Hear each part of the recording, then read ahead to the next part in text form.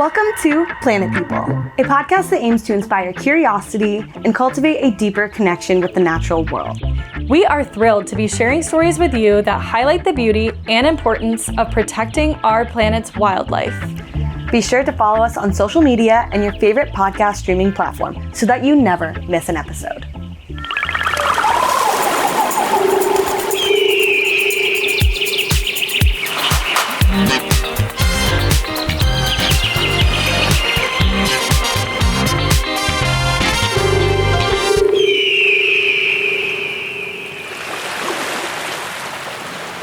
Hey everybody, welcome back to the show. We are so excited to have on Planet Person today, Alex Harper, who is a naturalist with the Red Rocks Audubon Society based out of Henderson, Nevada. And Alex will be joining us today and sharing a little bit about his recent trek, a 112-mile journey from the Griffith Peak near the Spring Mountains all the way down to a special hot springs location. I don't remember the exact name of it, but in the Colorado River, documenting basically all the effects that we're seeing on the Colorado River from different things like climate change. And Alex, welcome to the show. We're so excited to have you and tell us all about your journey. Hey, Natalie, and hey, Coral, thank you for having me. I was able to give the last episode a listen to and really loved the conversations that you're having. I think both of you are right on time for this moment in time to be able to share, to be able to create a place where people can go to and listen to some really cool ideas out there that when applied can really change the world in many meaningful ways. So I'm Thank you, Alex. Honored to be a guest, and let's go for it. Well, we're so excited to have you on the show today. I know you've been up to some really amazing work lately, documenting a huge trip throughout the Colorado River. But before we get into that, why don't you tell us a little bit about your journey as a naturalist and how you kind of came into your place with the Red Rocks Audubon? It's a little unconventional, but I think for a lot of naturalists, biologists, people that work outside, it is always a little unconventional. That's just sort of the nature of it. I started out my early years in South Florida, in the Miami area, very close to Biscayne Bay and the Florida Keys and the Everglades. And I was fortunate enough to have family that would get me out to some of these places pretty often.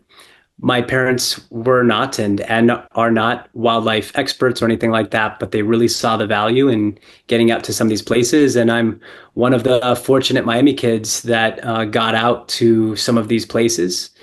And I always gravitated towards birds, reptiles, and marine mammals. And I kind of went through my phases. I went through a big reptile phase and then back to birds, and birds kind of won it in the end. So I think of myself as a naturalist that focuses on birds because that was the real gateway for me.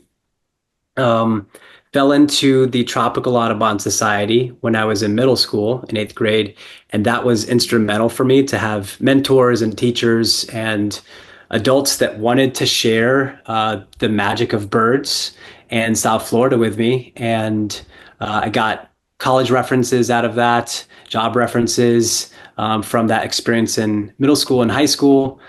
Went off to study environmental science in a state school on the Gulf of Mexico in the Pensacola area, University of West Florida. And then pretty much right after that, just jumped into a lot of field work. I gravitated towards the West initially, just because I had seen a decent amount of the East, and started working in the Chihuahuan Desert and the National Park System, not for the park, but as a contractor that was studying bird populations by doing point counts. So starting in Southwest Texas and southeastern New Mexico, later on in the Rockies of Colorado and Wyoming, and then fell into something that that I know Natalie is doing now, which is working in the renewable biological monitoring industry, and it is sort of an industry in the way that it works. And I was doing that for quite a while, doing the biological monitoring, mostly focusing on avian species to report to U.S. Fish and Wildlife. And then around 2021, I realized after I was going through some personal changes that I wanted to leave that area and start focusing more on education and advocacy. And I really gravitated towards the practice of mindfulness as well as a means to help people connect more with nature, and wanted to do that in the city of Las Vegas as a starting point and figure out how to do that kind of at a larger scale, because I think we need that. I think we need more people outside and connecting, and there are some really amazing practices you can do to help achieve that. And brought that to Red Rock Audubon Society back in 2021, about 3.5 years ago now. And that's mostly what I do. I still work as the education outreach coordinator director for Red Rock Audubon Society, but I'm not a staff member. I'm a contractor. So Oh, okay. yeah.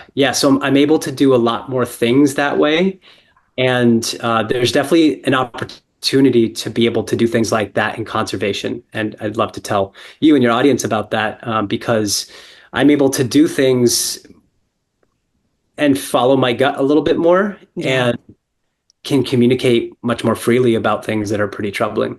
So, You how know, did you leverage yourself as a contractor to get hired with Red Rock Audubon instead of as like a full-time employee? well, they didn't have the budget to have somebody full time, but certainly somebody who could offer services, and the services could be done on timeframes that also complemented other things I was already up to. And so this worked for the organization and it worked for me because they could save some money by not having me do this full time. And then I could go do other things that would help me fill in that gap.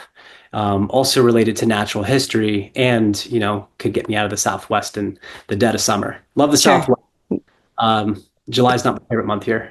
No, especially being from Florida, I can only imagine you missed that Atlantic breeze. I guess it does get pretty humid in Florida in the summer, though. It's a little humid. Yeah. Yeah. How fun that you were raised as a naturalist in Florida and that you got out of the city there. I mean, I love the Keys. It's really an adventurer's paradise, and Florida has, I think, the best birding in North America. Yeah. What was your spark bird growing up in Florida? My grandfather was a bird watcher and a conservationist. Oh, cool. He, Incredible. Runs in the family. yeah. It's not what my dad focused on, but it somehow got passed along to me. My dad had obviously something to do with that. And so I grew up with birds as part of what the family did. And my first word was birdie. And this Aw, came so cute. also like my destiny was sealed. So there's that, but no regrets. um, so I don't really have a spark bird, but there's an early memory of a bird that I have, a common yellowthroat. And I was in the little back area behind our apartment in Miami Beach. And we just had a little lawn with a bougainvillea. And I remember seeing a bird fly into the bougainvillea, and I must have been 4 or 5, and saw the bird, recognized the bird, went into our apartment, got one of my grandfather's old books, Peterson Guide, and went to the back. So I kind of knew where this bird was in the book, and it was a common yellowthroat. And so I still have this special connection to the common yellowthroat because it's Wow. the first bird I remember like seeing and then going to a book and be like, whoa, that's really cool that can happen. That's not what I said to myself, I'm sure, but I think there's a cool connection made at that point. I would say that's a spark bird. Yeah. Even at the age of, what did you say, 4? I was probably 5, maybe Yeah. 6. That's great. Well, I wanted to do a quick plug like for you. Your Instagram is beautiful and your photography is out of this world. I mean, everyone go and take a look if you haven't already. Oh, thank you. Appreciate that. I have been around a lot of amazing photographers over the last few years, and they've taught me quite a bit. So I've got great teachers around me. Thank you. And just a lot of inspiration just around me where I live in Henderson. Birds and animals everywhere.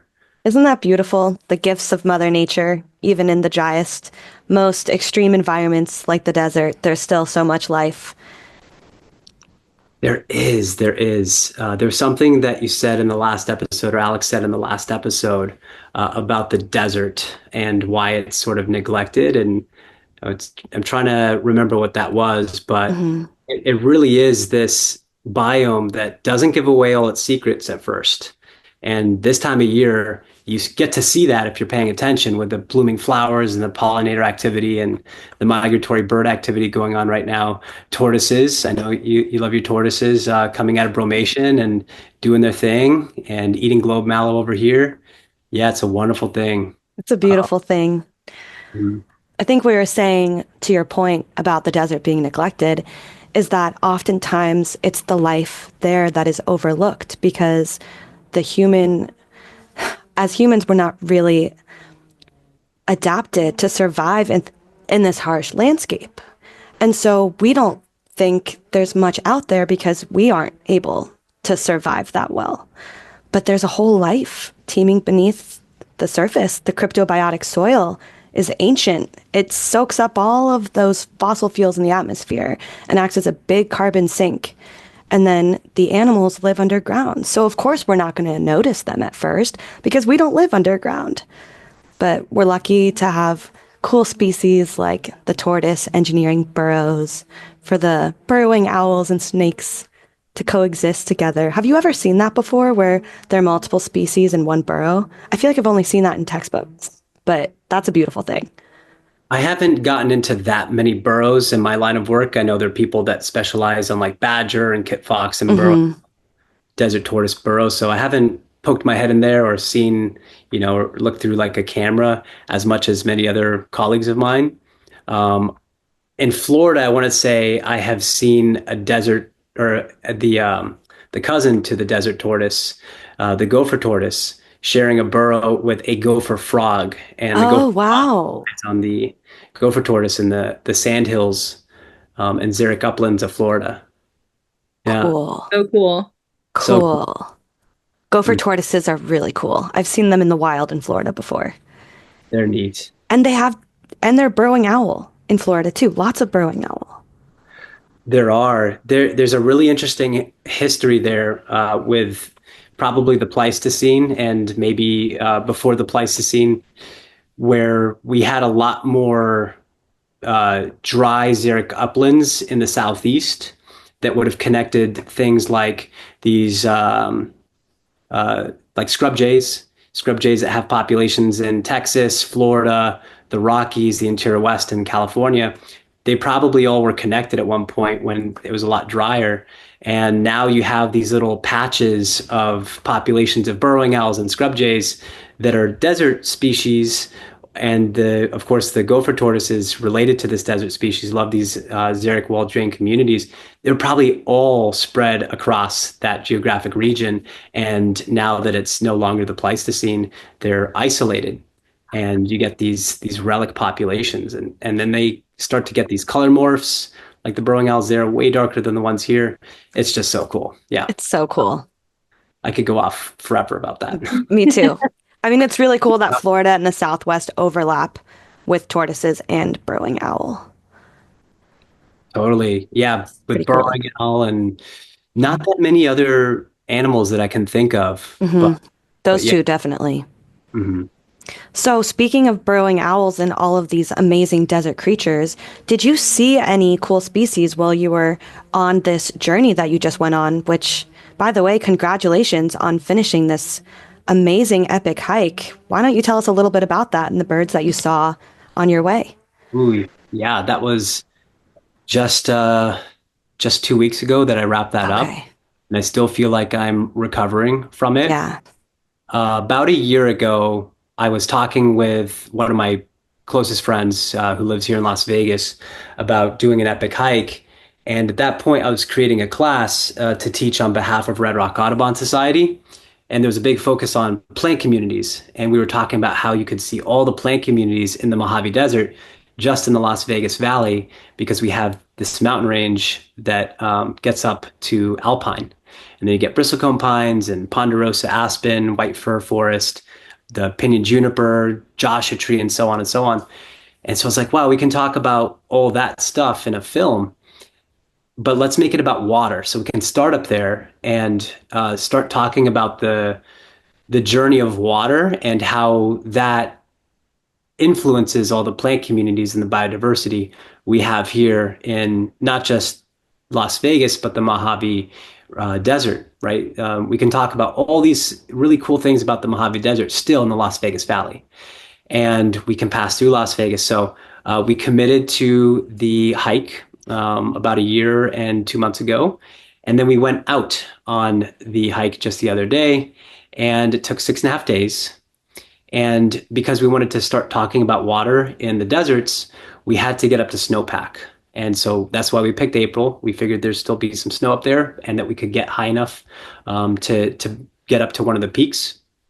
So we started up in the snowpack, not quite in the Alpine, but around bristlecone pines. And then for 6.5 days, we hiked for over, I think it was 112 miles all in all, and with Gosh. 15,000 feet of elevation gain and about 21,000 feet of elevation loss over 112 miles. And we got to see all the plant communities of the Las Vegas Valley. We saw mule deer, we saw bighorn sheep, we had 110 species of birds, so two off from the number of miles that yeah, yeah, almost. And it wasn't a birding trip, but of course, birds was part of the story. So, we had those birds, the bighorn, the Mhm. deer, a couple cool lizards, like a couple close desert iguana sightings, Nice. and the creosote flats and horned lizards, and then got all the way to the Colorado River. Amazing. And, yeah, Did and you see any summer tanagers? no summer tanagers. Or is it the Western tanager? I think maybe it has the red head and the yellow Western nape. Yeah, that's the Western tanager. Never mind. second day or second to last day, we had a Western tanager land in a Palo Verde tree. Yeah, beautiful. Seeing that pop of color when it's mostly just browns and oranges and, some creosote is so eye-opening. Isn't it cool? It always stops me in my tracks.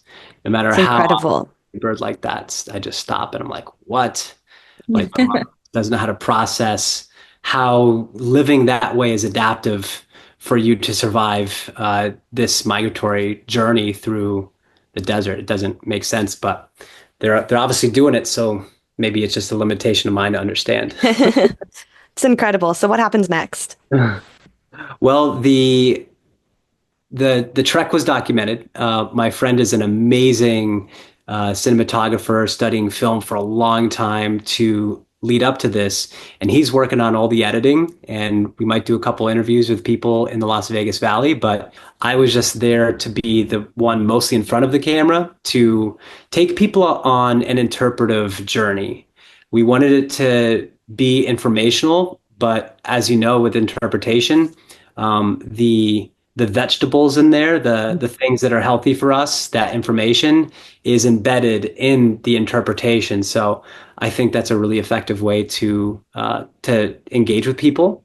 And so we did our best to do that. So we picked and chose our messaging according to what we thought would be the best time on that journey. And it's all about water and how it connects to everything else. Incredible. Would you say that's the main element that you were interpreting was water and how it connects to the plants and that how that brings in the birds? Like that was sort of the story behind your interpretation. Yeah, the that's definitely in there. As we encounter wildlife like the desert iguana, or we had a moment where some ravens were amongst us at like 10,000 feet, and they all start freaking out. I look up, and a golden eagle tears right over, and I'm like, Wow. "Get that!" And so my friend, gets that on camera. What we No want people to way. understand is how these habitats are able to survive in such an arid environment and what the connection is to snowpack and what it means if we lose that snowpack. How do our forests aridify and become susceptible to ecological decay or really extreme wildfires? But also, what does this mean for our water?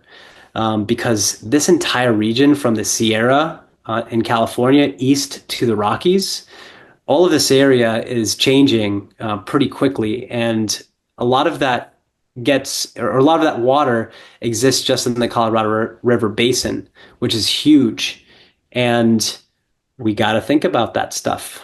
And so this film is supposed to be a really engaging way to take people on a journey where there's some adventure and we're in a little bit of pain and definitely uncomfortable. And we're just doing this because we wanted to have an adventurous, engaging way to talk about something that we all have some stake in. And we aren't really talking about that enough in the Southwest. What are we going to do with projections in our water for the future? Right. Could you speak a little bit about just the threats that the Colorado River is facing right now? I mean, I know that it is for sure a huge topic in conservation. Well, and just to add to that point is how is climate change impacting the lack of these glacier, or, you said there was snowpack up there. How is that impacting? Are we seeing less snowpack up there too? I know these are a lot of questions, but this is so fascinating.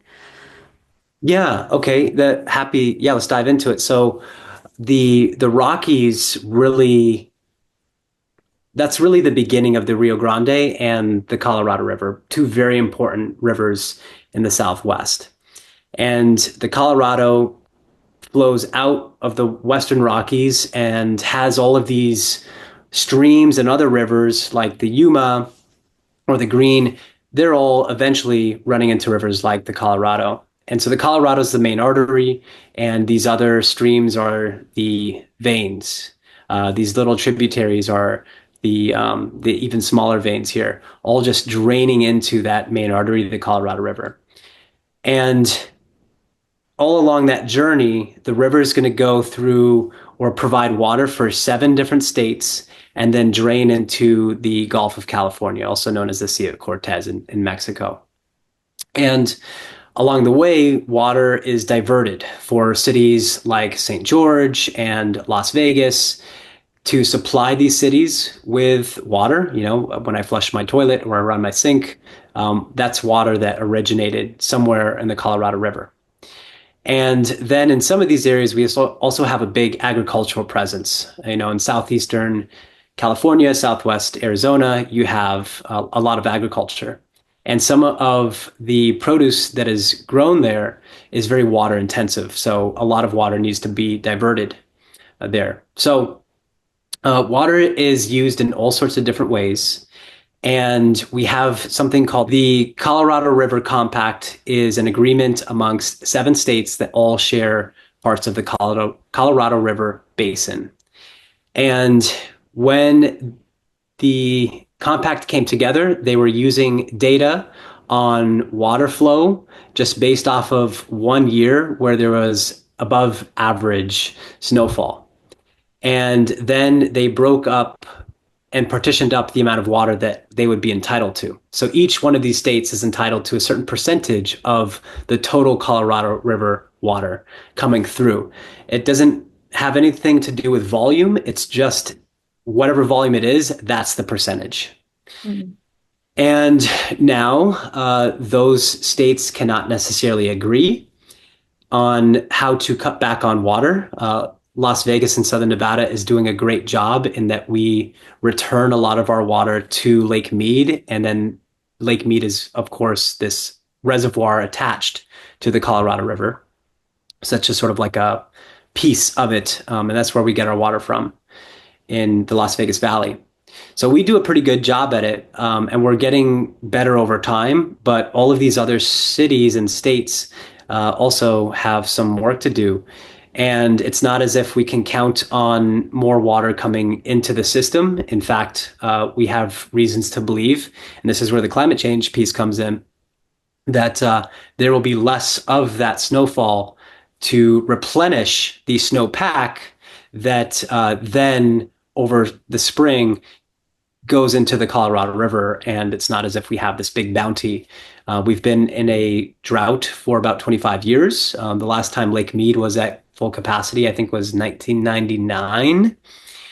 And we don't see that reversing anytime soon. And so looking at the models out there of what exists, like NOAA models especially, are important. And that's why we need agencies like NOAA to be monitoring, because we need to be able to predict or model for what's going to happen with our water sources here. So the scientific part of that, like the physics part of that, is that we get less snowfall. On average, we've had some pretty banner years as well, and I don't want to not mention that, because that's a thing. But we can't necessarily predict these things as much, and that's problematic, a little scary.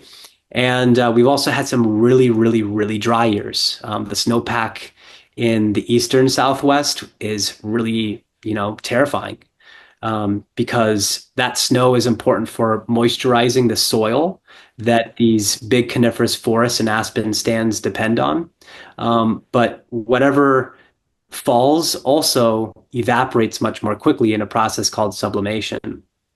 And so it doesn't have the chance to go into the soil or replenish our aquifers and our groundwater systems, that might provide water for mesquite trees that have deep tap roots and create these bosques that can sustain phainopeplas and the desert mistletoe, and other forms of life. It's all connected. And the faster we think about water, the more likely in the future we won't be in competition with wildlife to get that water, because we know how that ends. Right. And so making sure that we're thinking about that while also setting up as many safeguards for the springs and wetlands that we have right now in the Southwest, to me, is priority number one in desert conservation. Is what are you doing about the wetlands and the springs? Because they take up such a small part of our landscape, percentage wise.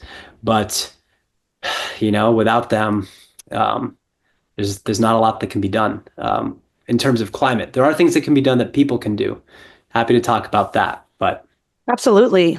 And just to get that people component kind of connected here is, how do you combine this scientific element with processes like sublimation with storytelling throughout your documentary to sort of convey that interpretive element? Where are these two things intersecting, interpretation with science and storytelling and all that? And before you answer that, please define sublimation, because I'm the non-scientist here. So, sure. Yeah, yeah. So there's water in solid form, and then there's gas form and liquid form. mhm. And when the snow falls, it's in solid form. And when we have normal conditions, seasonal conditions, that phase from like winter, where it's 32 degrees or less outside, that keeps it as a solid, and it speeds into summer and we get really hot. A lot of that water doesn't go from solid to liquid. It goes from solid to gas real fast. Gotcha. Okay. Yeah. So it's Or essentially evaporated, or is that not the right terminology? yeah, you got it. Oh, okay. Right. So it's rates of evaporation that's really the problem. Ah, okay. And why isn't that snowpack melting into that desert crust? Because it's being evaporated too quickly, Yeah. basically? Yeah, A lot of it is lost to evaporation. too much of it, basically, for it to replenish the soil, is what you're saying. And is that because of rising of temperatures? Yes, that is the climate change piece, where Yeah. we are seeing this escalation in temperature earlier and earlier in the spring. We might have some really warm winter days as well that get above 32 around snow. And so it's not residing as long into the spring. It's evaporating. So it doesn't run off into groundwater or become a spring or just, flow and run off. It's just going to be lost to the atmosphere, and now it's vapor, and it may go rain somewhere else that usually gets rain, like the Southeast or the Eastern Midwest. But we're also seeing a lot more rain in those locations. So it's a change in the water cycle at the end of the day.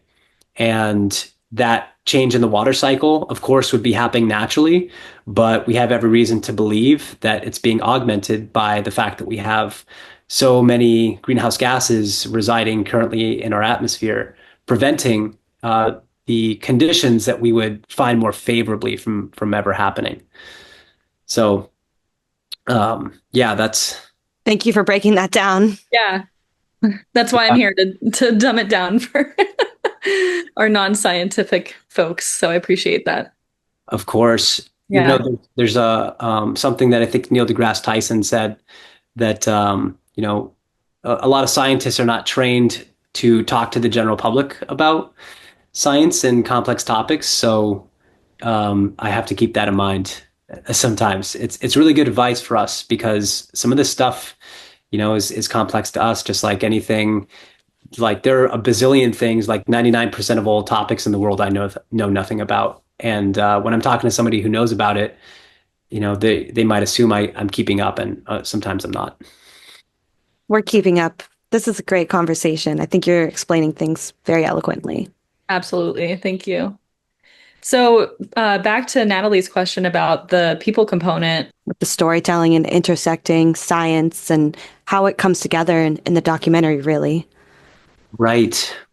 Well, um, interpretation, what is it? It's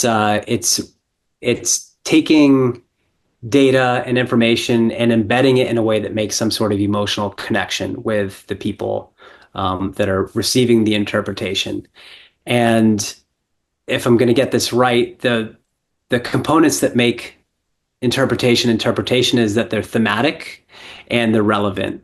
And so we have and it has to be enjoyable. And I think that any adventure is going to be enjoyable to participate in and watch. So that's the adventure piece. But how it's relevant is in how we stumble upon life as we're going.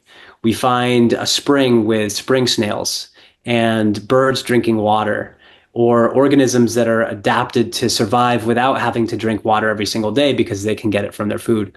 All of those things we stumble upon, and we take the time to highlight those species or that part of an ecosystem to be able to help the audience better connect with why that matters and how their decisions can actually help influence these things for the better.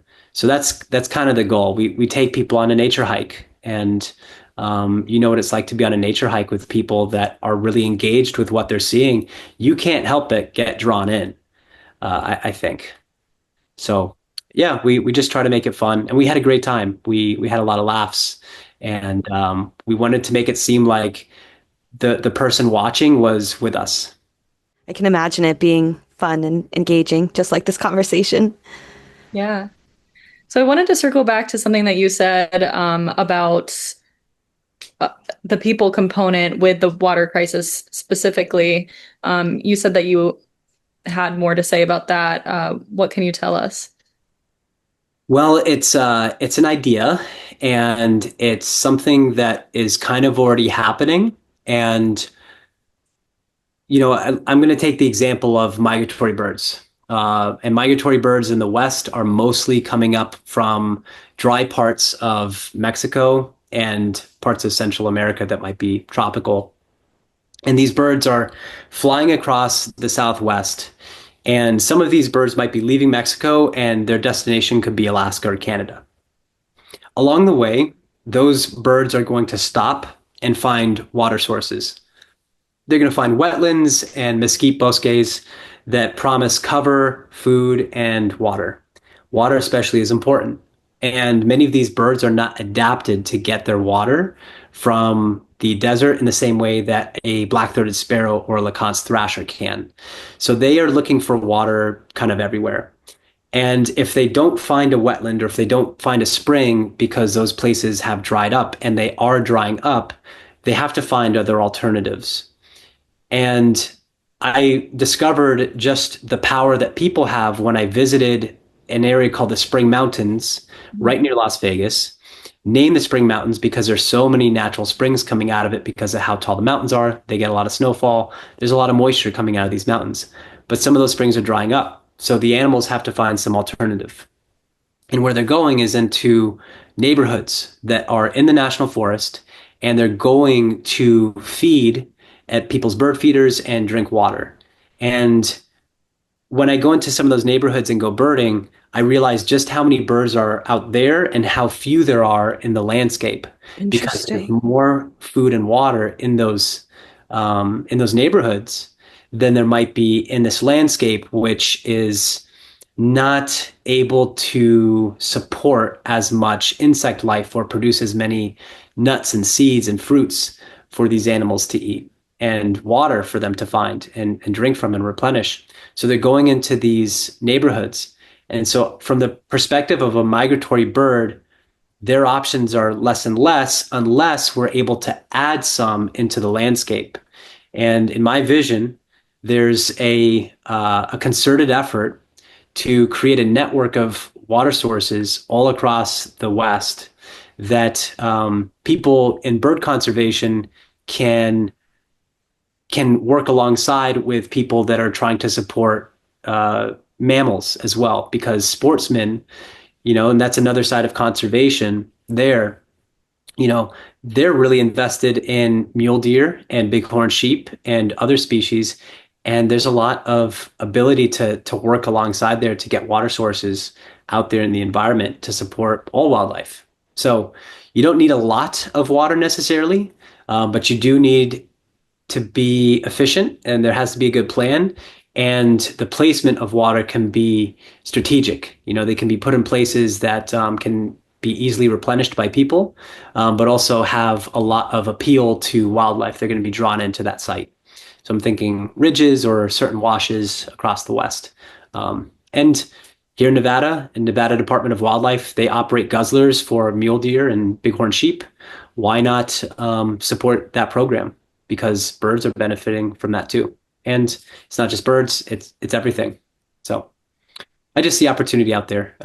And I also see how things are kind of coming together politically, where there's actually a little bit more interest in working on those two sides of conservation, which they've been kind of at odds in the West for some time. Mm. So, what would that look like in terms of water being placed in these landscapes? Like, would it be more of these bird baths situations that we're seeing in the neighborhoods, or would it be like a pond? Paint a picture for us. It's going to be a mix of ponds, with emergent vegetation and have a natural look, as well as very obviously sort of industrial looking watering structures. Think maybe of like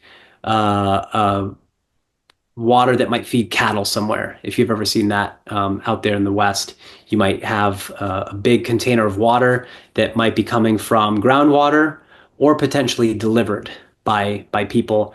So they'd have to be close to a road system.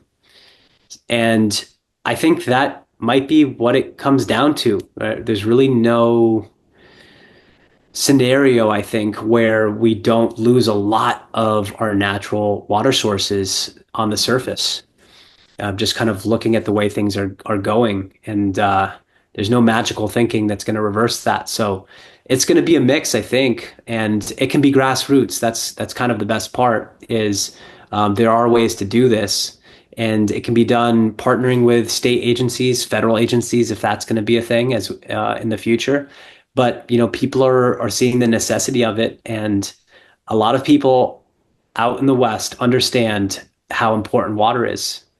And that there's that whole other section of people that consider themselves conservationists that are not being worked with right now, in the West at least, because the West politically is so interesting and unique and comes with challenges for cooperation. Definitely. I think it's fascinating that you bring up this other side of conservation because people in the hunting world and the fishing world, they often are paying the Pittman-Robertson tax that goes back into wildlife conservation.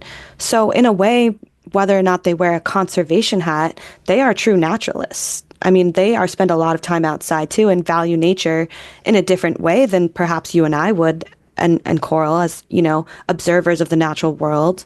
And I think working with those people, it's not just, it's necessary. It has to come into that social ecology component where if we want to support grassroots efforts and community involvement, state and federal agencies, you have to work at every level to get the job done. And I think it's complicated in the West, just like you were saying. So, Yeah, it's complicated, and there aren't a lot of bargaining chips right now either, as you know. And so, what I'm sort of seeing here, from my view, and I say this as somebody who now dabbles in a little bit of state politics, just a little bit. I'm on this board in Clark County. That's the county where Las Vegas is. And this board is called the Clark County or the County Advisory Board to Advise on Wildlife. And we review the agenda, me and six other people, ahead of the Wildlife Commissioner meetings in the state of Nevada. Those wildlife commissioners are appointed by the governor. And what they ratify and what they pass oftentimes influences what the Nevada Department of Wildlife does, and it influences their budget. And so I'm hopefully making some sort of a difference in there where I want to see those differences through that presence and being in this position for 2 years. But I'm also able to hear the perspectives of a lot of sportsmen, some of which who are on the board and some of which come to these meetings in order to have their messages passed along and their voices heard. And so I've been able to see opportunity. One related to water. Before we had this big rain, we actually voted to have $500,000 worth of operations go towards getting water into a distant mountain range to a guzzler or a series of guzzlers to help bighorn sheep. This was going to cost $500,000. And this was not something that that we really hesitated on because there's so much support for bighorn sheep. And there are organizations that support the state in raising a lot of money to be able to do that. And I'm like, wow, the amount of money that they're bringing in to help these things is incredible. Birders here in Southern Nevada are not contributing that much financially to conservation. One of the big differences for me is my ecological theory and how I bring that into my decision making. It's a little bit different than how that strategy works, at least in Nevada, which seems to be about quotas and managing for quotas for animals that people would like to hunt. And I think you can make some errors doing that, especially with predators. And I see that. That's my opinion.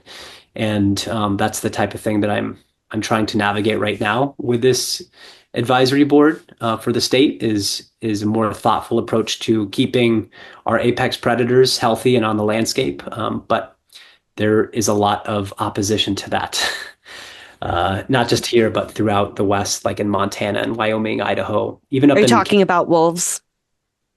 I'm talking about mountain lions here specifically, but we only have a few wolves in Nevada, but same exact thing is happening with wolves. That's happening to mountain lions, but wolves get a little bit more attention for And sure. what's exactly happening? Well, we are losing a lot of wildlife from the landscape in the West. In Nevada, we've gone from about 240,000 mule deer to about 60,000 in Nevada in 40 years. So we've dropped 75% or so in 40 years. That's a lot. And anyone will tell you that studies these animals is that their populations are declining because of precipitation, yes, there's some changes to habitats as invasive plants kind of sweep across the landscape and compete with native ones. And yes, more roads often means more roadkill. Higher hunting quotas means that they're going to be less on the landscape. But those things aren't even comparable to the things that are happening because of changes in climate. And what people seem to be wanting to do in an effort to help the mule deer population bounce back is to do what is called predator control. And predator control are measures to kill mountain lions and coyotes and black bear. Some of those are going to be through hunting, and there are quotas on that. There are no limits for mountain lions in Nevada Hmm. at all, and it's not protected here. Can you believe that? Wow. Yeah, it's an unprotected species. In Whoa. Unbelievable. Yeah. And so my gripe is that we've seen what's happened in places like Denali with wolves and Dall sheep, and with wolves in Yellowstone with elk, and why it's important that we have these apex predators on the landscape. But the thing that the impulse of many of these Western states and parts of Canada, like they're doing this up in Alberta right now, I think, and even British Columbia, maybe, which would be surprising because Vancouver, I'm just like, how could this happen in the province of Vancouver? Um, but it's the sense that if we just get rid of some of these predators, the animals that people want to hunt will start to return, and that's just not the case. Yeah. Wouldn't it be the opposite? Yes, it would be the opposite. And my message to them is like, I'm trying to help you get what you want. I'm trying to help you get mule deer and bighorn sheep back on the landscape. Your strategy is not working. It's not going to work. You have nothing to show for it. We've gone from 240 to 60 in 40 years, thousand of mule deer. Let's try a different strategy, or let's focus on the problem, which is climate change. And somebody asked me, what can we do about that? And I was like, there's not a lot we can do about the climate changing. The genie's out the bottle, but there are things that we can do to mitigate, and we can create, but we have to agree on what the problem is in order to do that. And that's why I won't sign off on saying we need to kill more mountain lions and coyotes. With, Yeah. yeah, like you It's can go, preventative care. It's like preventative care of the landscape so that it can adapt to climate. yes, it's a new approach to conservation that I've sort of been thinking about in my mind is all these changes are happening so fast. How do we let go of the past and work with nature, the beauty of nature? It's the nature of nature to diversify. It's the nature of nature to adapt.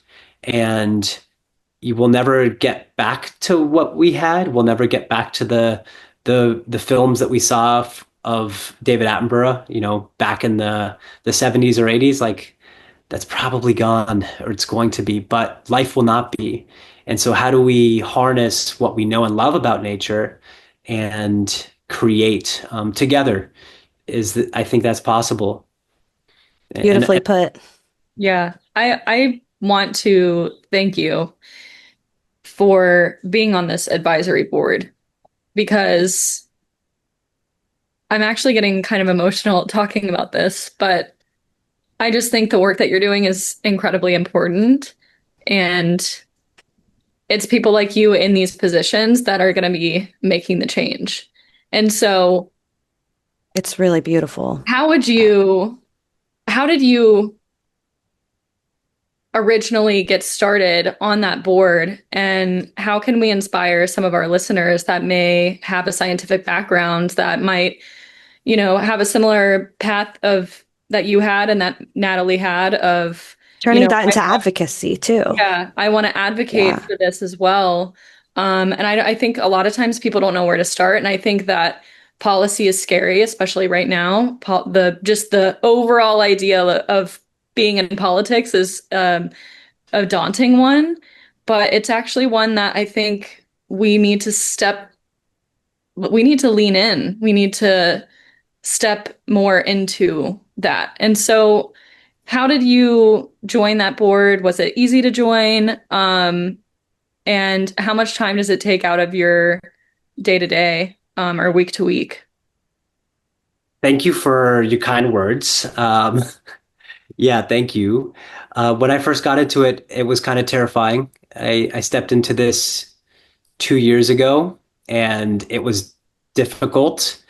The when I first walked in, I knew that there was a perception that people might have because of my background that would, so I was kind of seen as a threat.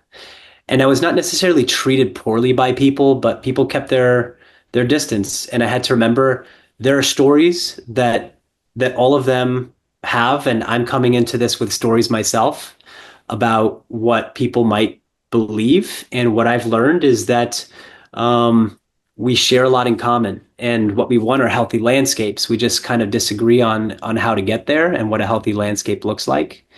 But overall, there's a lot that we have in common. And I sort of gained the trust by being consistent because I don't have biases necessarily. Like there aren't quotas that I'm going for when I step into that as we're setting quotas, or I'm not setting quotas. I'm advising on people that set quotas. They don't have to listen to me at all. So, there's that. But we're in there, kind of talking about these things. And I told them, here's what I'm here to do. And what I'm here to do is I have a theory on ecology that includes top-down influences from predators. And I think that they're a part of a environment that can only do well, or they were part of this environment, and environments do well, including these prey species that we all have an interest in. And you may not necessarily agree with the way that I go about it, but that's what I want. And so you're going to expect that I'm going to vote consistently because that's the theory that I believe in. And then I do see that some people tend to vote on things a certain way. When we get to mule deer and bighorn sheep, it seems to be that there's a lot more bias towards making sure that there are many of those as possible. And I want that too, but not at the expense of predators. And so I see how people kind of change the way that they might vote on something based off of their attachment to the outcome. And that's different from my approach. And I just had to be comfortable with that, and be comfortable knowing that people are not going to like what I had to say. So the people pleaser in me had to, work on that, because if I'm going to say things, I'm going to vote on things, and people are going to watch my decision right there on the spot. And I had to be okay disappointing people that I didn't want to displease. But I had to sort of be true to that. And when people see that enough, they at least see you as somebody that definitely acts on what they believe in. Mm-hmm. And when you do that, you gain trust. And Just showing up and building those relationships make all the difference. Yeah, it really does. And we hear that all the time. It's about relationships and trust. Well, you got to go build it. And it doesn't just happen overnight.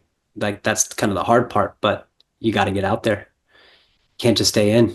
So I would say to anyone who's thinking about doing that, figure out when your state wildlife commission meets. Every state pretty much has one. And figure out when the commissioners meet, the wildlife commissioners, and this is not going to be your city commissioners, they're all types of commissioners.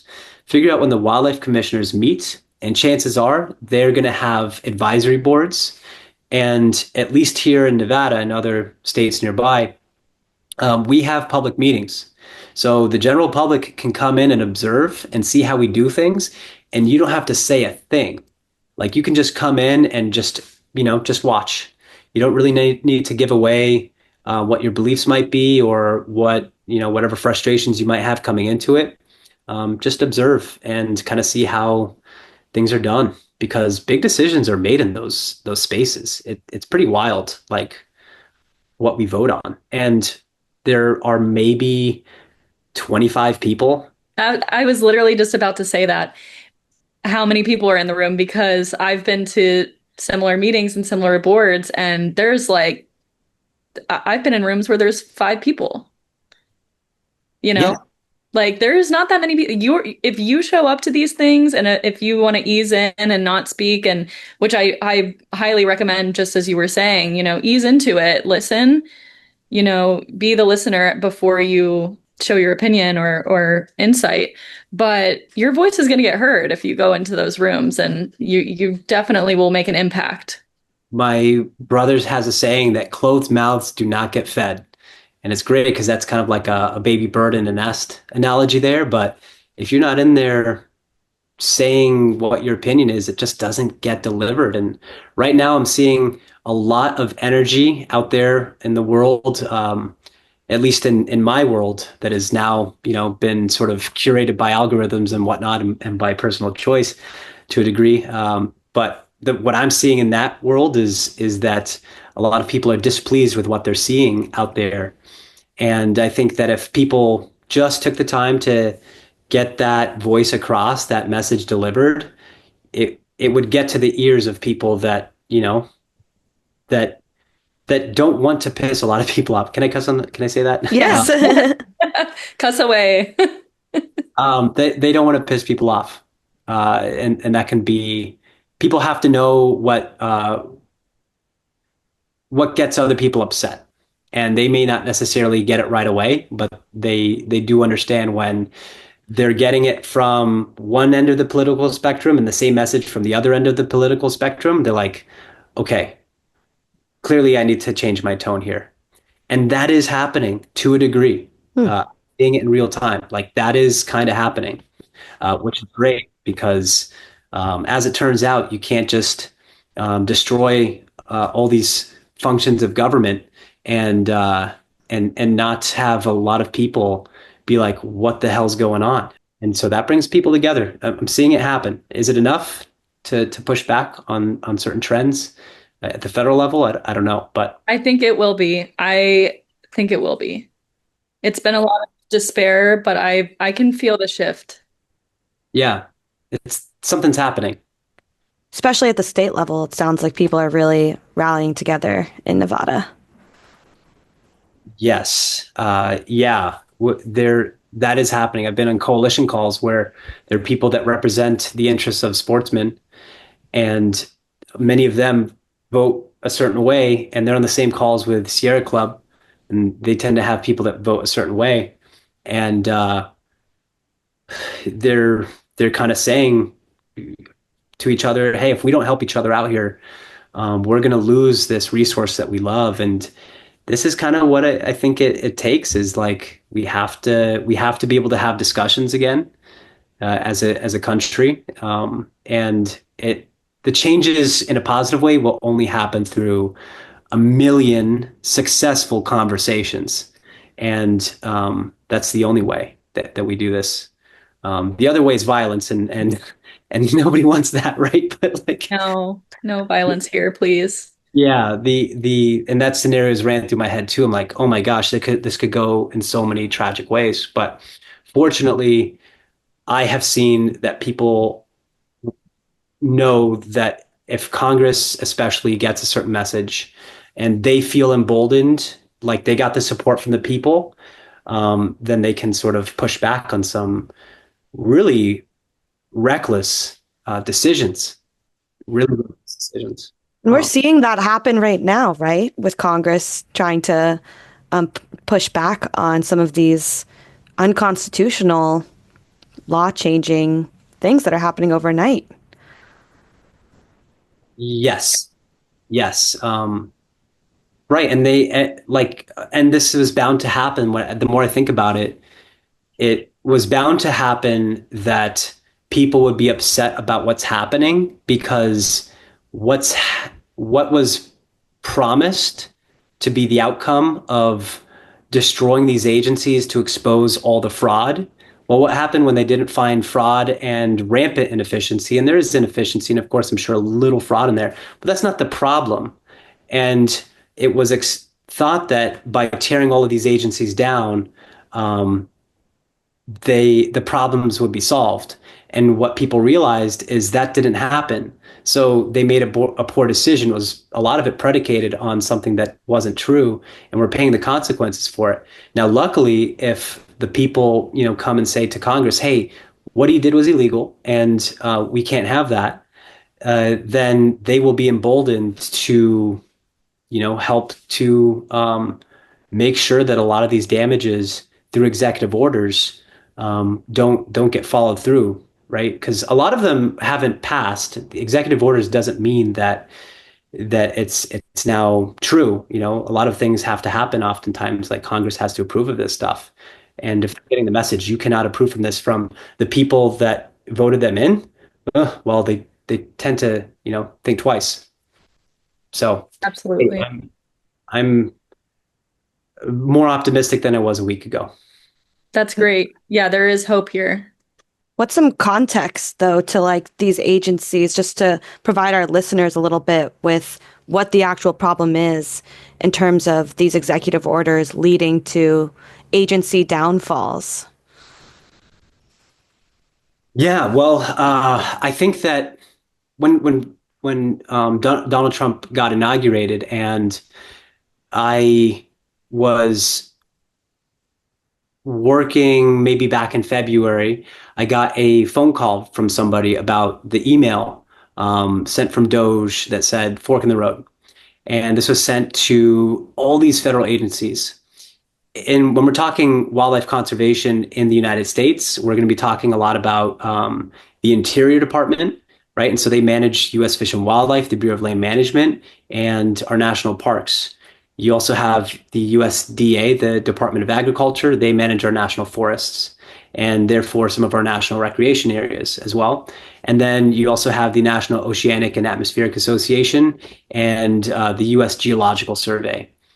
Also, Bureau of Reclamation, I think they're within Interior. All of these agencies work to monitor and manage our federal lands. And especially out west, most of our lands are federally managed, meaning that the Bureau of Land Management, the National Park Service, USDA, around our rivers, it's going to be a lot of USGS and the, um, uh, the Bureau of Reclamation. All of them have biologists, people that monitor water quality, soil quality, and permitting for development as well and recreation. A lot of them have been working at a fairly low capacity because for a very long time, the budgets of these agencies have been very small, and that has been intentional. And a lot of this was happening or has been happening for decades. It's not as if, one president comes in 120 days, does this much damage. There's a whole history here. But many of them were hobbling along. And in, the last few weeks, in particular, these agencies have lost a lot of their experts and people that have for a career been monitoring the health of our environments and reporting them and helping to make really important decisions about what areas are developed and which ones are not developed. That includes our wilderness areas for wildlife and biodiversity to basically just have a place to catch a break, and then our national parks where many of us go to recreate and engage with nature in some way. Well, a lot of them lost people. They lost a lot of funding, and not only that, but their ability to enforce regulations, such as with U.S. Fish and Wildlife. They're not able to do that if they lack the people to do it, but they can also do less if the regulations don't exist. And regulations do harm the economy in some ways. They benefit the economy when you have a really amazing landscape that people want to recreate on. That provides a lot, but it does slow down economic development if development is involved with like creating um, a new master plan community in an area that is intact desert, or it can be in regards to mining or any sort of extraction process in the desert that might affect some of our groundwater supplies and the habitats associated with the groundwater. All of those types of things are at threat when there are less people to monitor and less people with expertise and less teeth to enforce. And this big, push to unleash America's energy is really just a way to ignore or bypass all of the things that were really hard fought for over the course of decades, like the Clean Air Act and the whole NEPA process, undermining the things that are supposed to help us to live in an environment that is relatively healthy. Basically, all of those things are being ignored, and there's a lot of And to damage. protect the health of ourselves. Right, right. And that's the what's in it for you part, right? Right. Like we're all connected to this. And yeah, you may not know or have to care about the population decline of, some species of bird or beetle, but what that means is that our environment's changing. And usually it's not in a way that actually helps us. We're connected to this. We just haven't realized what it's doing to us yet. And I think the Clean Air Act specifically is a difficult one because it's invisible. We take it for granted. And here we are already, like, cancer levels are, or statistics are high, and that's just going to get higher with those regulations out the window. So, I think people need to realize that you have more interest in this than they might think originally. Yes, the quality of our lives is very, very much determined by the quality of our environments. And these people out there and these agencies are collecting data that, when used well, can really benefit us, not just now, but in the future. And they exist for a reason. Like people fought for this. Like, yeah, it does mean that it's going to be harder for a utility scale solar company to just pick a spot and start scraping the desert floor to start installing arrays. Like, yeah, that is a thing. It's going to slow the process down. But it also ensures that we are being at least very thoughtful about where we put those things. We can think about habitat connectivity, and we can use what we know about ecology to really ask a tough question. If we did cover the entire West with a bunch of solar panels, like what's the ecological cost to that, and how does that affect us? We know the answer. It's just not an answer that people that develop want to hear, because it means that they can't they can't do it. Well, I think that this naturally brings us back to mindfulness and just connecting with nature, which is what your documentary is gonna, highlight for people. So I'm excited to see it. Where can we see your documentary once it's finished? Do you know yet? We haven't thought that out. We know that it'll be on YouTube to start, Okay. and we will show it in August locally, but we don't really know. I mean, this is freelance and we've never done anything like this, so we don't even know how to really get started. But Mm, we would like it to get into some some festivals yeah, to make the rounds, but for sure YouTube to start. it's incredible. What I'm excited for myself to watch it and our audience as well, and to get a taste of your incredible journey, your hike that you went on, and hopefully inspire others to do the same. Thank you. Yeah, the goal is for it to be inspired and to help people connect with their place in their ecosystem, whether or not we believe it or not. We're all connected to the ecosystem that we're in, and I think it will happen. I just don't see how technology and the current social environment will ever be able to diminish the fact that our connection to nature is like within our psyche, so deeply embedded that like this period of time is challenging us, and in some ways having us fooled into thinking that we're separate from nature somehow. Like there's humanity and there's nature, and we can use nature like during our vacations or to just kind of get things that we want, and leave it at that, and there are no consequences to it. But I just don't see how we don't recognize that and that there aren't cultural changes following this. And I think for those that are listening that might be feeling despair or resentment or have checked out, whether because it's through nihilism or apathy or cynicism, anger, all of those things are super valid. But I do think that there is if we're able to think of ourselves as where we are in time and what we can do throughout our lives to sort of guide nature in congruence and in harmony with alignment with nature, to really understand it, that there are things that we can do to sort of just be, there to influence its ability to diversify and do what it's already going to do naturally. And we can do that in so many different ways. And it doesn't take much, right? There's so many things kind of like quote unquote wrong. So it kind of makes it so that there's so many opportunities to write in your own way as well. And I say wrong, it's like there's no right or wrong to nature. It just is. So, but there are things certainly that are more beneficial to life than things that are, as opposed to things that are not.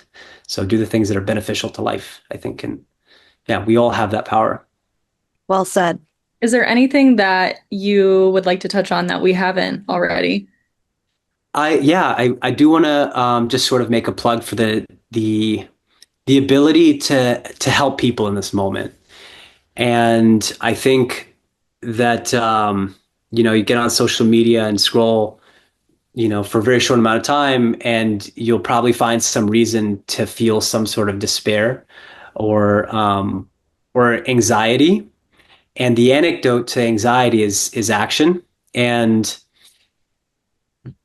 that action can be something that is as simple as just getting somebody outside that would not have otherwise gotten outside and connect in some way.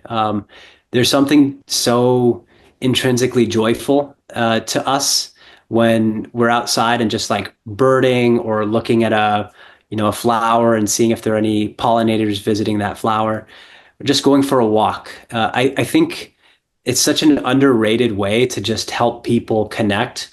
And downstream of that connection, there's going to be some sort of thought of stewardship potentially. But even if there isn't, it's just something that is good for people. And we know now that just paying attention in nature for a very short amount of time, just a couple minutes per day, has all these wonderful benefits. And like my message to people who are having a tough time right now and just kind of seeing nothing but doom and despair, like, hey, I feel you on that. I do get the sense that it's really grim out there sometimes. But you're here, and there are things that you can do to really help people out. And by helping people out, like you're helping wildlife and nature out as well. And worst case, you enjoy yourself in the process. Like, I don't know how this all shakes out, but I'm having a great time because I'm connecting with amazing people like the two of you I run into all the time. And we all acknowledge that we're having, it feels like the fight of our lives in some ways. But there are ways to do it that within our sphere of control that can be fulfilling, and you can still have a great life and feel contentment and connection, even when the odds are, pretty difficult to face. Both things can be true at the same time. So give it a shot if you're hesitant and thinking it's really difficult right now for me to find any way for me to make any sort of meaningful contribution. There's always something that can be done, and that's always like the first step too. You just don't know where that second or that third one will be. That's life. That's everything. So hang in there, everybody. There's reason for optimism, and let's just work with the nature of nature here and see how in our lives we can guide it along to help it with its own ability to rewrite itself, to die and rebirth and die and rebirth and die and rebirth. That's nature, right? And let's guide it along. So yeah, that's my message. I'm done. Yeah, Alex, that is such a beautiful philosophy. And I feel like you said something that really stuck out to me was we have to let nature work for nature. And I feel like that comes back to your philosophy and your just theory that you were talking about with restoring apex predators to the environment. Like, let us understand ecology so we can harness the natural power of nature to better the people and the planet and the animals as we all coexist in this rebirth and recycle of life. Yeah, and I say it that way because like in my position now, we have this language that says we're going to manage nature as if it is manageable. You just can't manage it. It's not, it cannot be tamed. You try to do one thing and it's going to react in a different way. And I like the idea of influencing it a little bit more. It's a little bit more hands off, but it's aware. It's aware that it's going to do its own thing. Nature has its own nature, and let's just allow it to do its own thing. But we can only do that if we understand it. We can only understand it if we're measuring in some way. That's where the science comes in, where we are figuring out a way to understand these ways in scientific terms. There are other ways, of course, to really get to know and understand something like nature and the environment. But that's why it's important. And I know you're a fan of Jane Goodall, and something that she wrote. And if Jane Goodall, somebody like her, is optimistic, then how am I not going to be, She's right? lived through so much trauma and war and violence, but also peace and uprising. Exactly. And who am I to be, wary of her wisdom? And she has this belief that, our ability to understand nature individually has never been so easy just because of how, the we can use technology and citizen and community science. And I was like, huh, well, if she believes that, then I should stay hopeful. So don't ever um diminish the idea in your mind that you can't have that level of inspiration on somebody else. And we probably already have in our own ways, you, what we say to people sometimes lands somewhere, but is not realized until years later. And yeah, that's why this stuff, like getting on a podcast and talking like you do, it finds a place in people's psyche and it lands somewhere. And sometimes it just takes time to take root.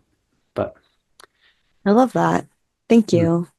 Yeah, we all have these gifts that we can bring forth on our journey of life.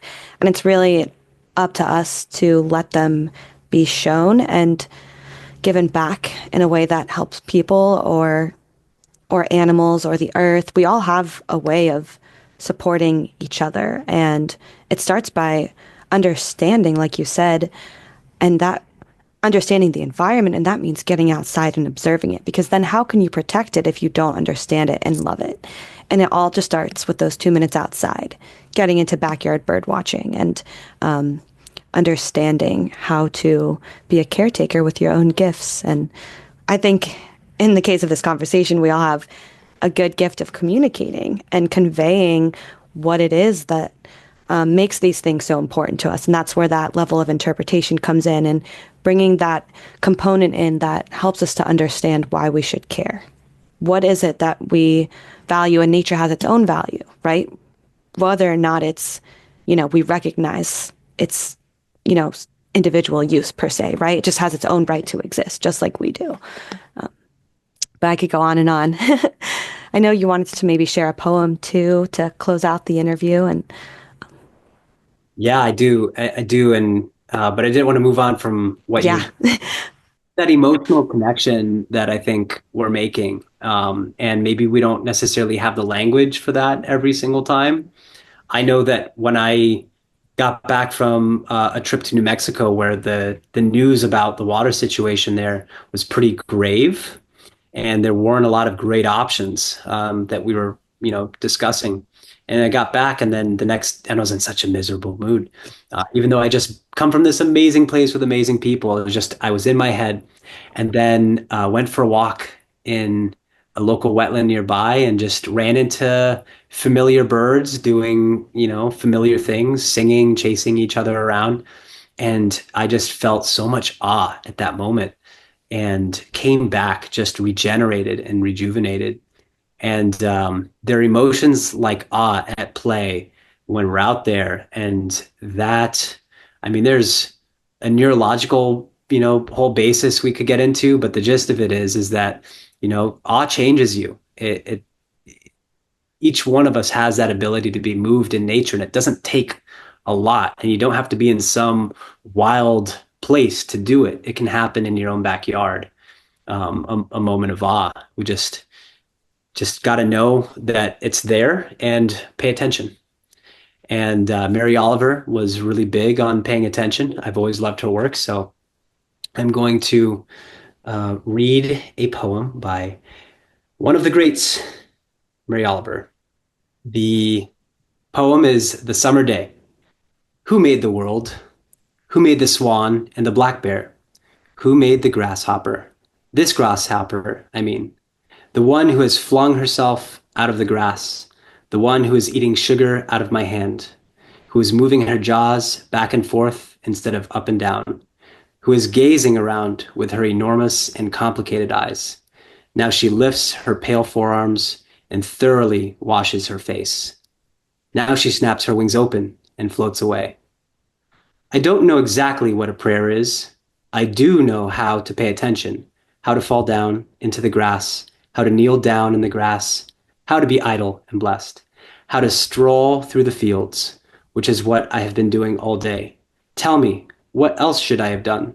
Doesn't everything die at last and too soon? Tell me, what is it you plan to do with your one wild and precious life? Mary Oliver, The Summer Day. So I like that because at the very end, she asks us a question. What are we going to do with our one wild and precious life? The one of observing nature, even as it changes in front of our eyes, is a really meaningful thing to do with your life. It's not everything, but it certainly will do nothing but enhance your life. Even as we see things happen that we wouldn't want to see, it's still an amazing process to be a part of. We're all very lucky. So anyway, that's what I got. Thank you for this opportunity. Thank you for sharing that poem. Seriously. And one line in there that resonated with me is after she said that she was frolicking all day, she's like, what else am I supposed to be doing? Which I love in this crazy society of productivity. Just go frolic. Right, exactly. Exactly. Go touch some grass. We say that all the time on this podcast, touch grass. Yes. That's good. That's good. It's I've heard it in a couple places and it's a good reminder. It's a good Yeah. flop. Thank you so much for being on the show. Where can our audience find you? And is there anything that you want to, other than the documentary? I have an Instagram that I'm pretty active on, and that's just going to be my first and last name with my middle initial in there. And that's Alex K. Harper. That's Instagram. And you can read more a little bit about my work outside of Red Rock Audubon. This is going to be natureinmind.org. So natureinmind.org exists because I'm like, ooh, how can we explore mindfulness and explore the nature of our own minds while in nature? They just go hand in hand. So I haven't found a way to make that really smooth, but that's the idea. Cool. Like it. Mm-hmm. I Yeah. love that. Wonderful. Thank you for what you're doing and keep up the great work. Your abilities to communicate and connect with people across different backgrounds and domains of conservation is really amazing, and looking forward to seeing where you go with it. Thanks for Thank having you me. so much, Alex. Thank you. And for our anxiety into action piece today, we really encourage you guys to, first of all, get outside. If you have the opportunity to explore the desert, see a national park in the desert, definitely do that. Connect with the desert and understand the meaning of it. That's always my first advice. And secondly, I encourage you to read a book called Cadillac Desert, which I think we mentioned in the interview. And it just kind of shares a history of water scarcity in the desert Southwest and water rights and what that looks like from a historical perspective. So it's a long book, but it's really fascinating, and that kind of gives you a little bit of hope as well. Because if you can read about the history, then we can kind of learn how to prevent those same patterns from reoccurring and taking steps forward. And Alex definitely offers those steps as well. So continuing to listen to this episode is a great anxiety into action as well. Yeah, and I think something that was inspiring to me and moved me during our conversation was his involvement in local conservation councils. So this is available to every single person, no matter where you live in America. There are these councils that meet monthly, and that's something that you can be a part of. So I definitely recommend looking into those groups in your area and joining. And you can be a listener and observer at first, and eventually maybe you'll be on the board.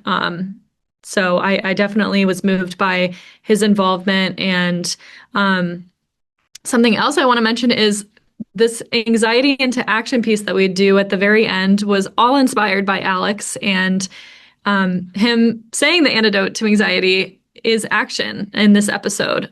So we can't stress it enough.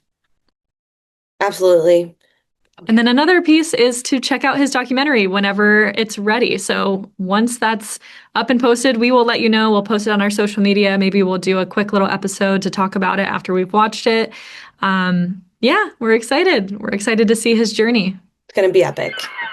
Thank you for tuning in to this episode of Planet People. We are thrilled to have you as part of our community of wildlifers who care about protecting the planet for future generations to enjoy. We hope that by listening, you feel inspired to connect with nature and become a steward of the planet by getting involved and taking action with your local community conservation organizations. Until next time, stay positive, Planet People. This episode was produced by Natalie Jean Sybil, Coral Carson, and Hugh Carr. Directed and edited by Coral Carson. Theme song by Hugh Carr under the artist name Flama. Thank you, team.